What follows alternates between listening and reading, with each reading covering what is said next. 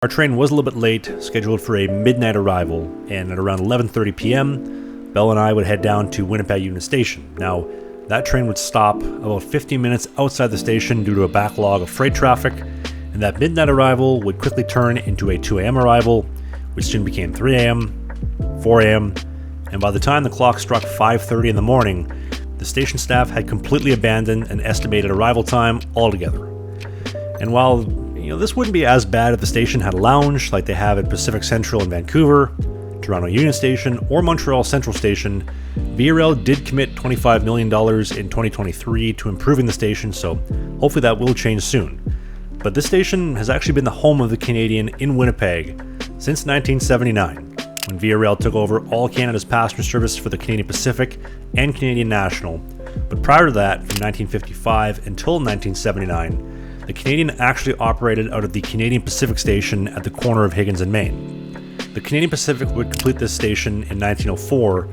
and it was essentially a more humble version of Waterfront Station in Vancouver, which I covered in episode 1 of this series. And in 1906, CP would complete their first railway hotel on the prairies adjacent to this station, the Royal Alexandra Hotel. And this hotel and station were the same gateway for thousands of immigrants and travelers arriving in Winnipeg in the early 20th century for a new life on the prairies. And in 1955, when the Canadian debuted her daily departures in east and westbound directions, she would arrive here at the back of the station, heading west out of the Winnipeg yards, the Rockies and Banff, down the spiral tunnels into Field, BC, and arriving on the Pacific in Vancouver 2 days later. But December of 1967 saw CP announce the closure of the hotel and would demolish her 4 years later in 1971.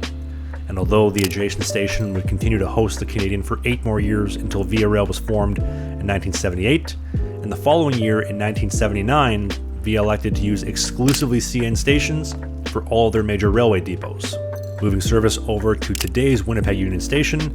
And although the Canadian Pacific Station hasn't seen a passenger train in almost half a century, it still stands today. And what an experience it must have been to arrive here in the great station in summer or for a new life across the prairies, compared to today where the area around it has fallen into complete chaos, further emphasizing the fact that if you build it, they'll come. And Union Station embodies that statement beautifully because the Forks Market outside the station was the former Grand Trunk Pacific and Canadian National Yard. But when the city of Winnipeg followed in the footsteps of Ottawa, Saskatoon, and Vancouver to remove all trains from its downtown core in 1980, the yard would be turned into probably one of the best highlights in the city, from the old maintenance shops that they used to service steam and diesel locomotives in, which now hosts a market, some great shops, and even an observation deck to appreciate the downtown scenery,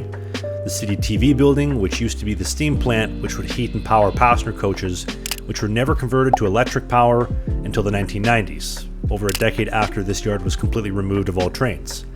And up until 2017, the Canadian did have an AM arrival here and departure into Winnipeg, which would actually allow you to take all the beauty of the Forks and all of its glory in the morning light. But with how late the train is, that 8 p.m. scheduled arrival is beginning to look a lot more like the Forks may actually reopen before we board. But at 6:15 a.m., the Canadian would arrive and we would board a few minutes later, and we were actually so late that when we hopped on board the train, they were already serving breakfast. So Bella and I would head down for a quick bite to eat and a quick coffee, where we would begin to trundle out of downtown Winnipeg just before the sun would start to crest over the frigid prairies ahead, and we would crawl in the bed for a much needed rest.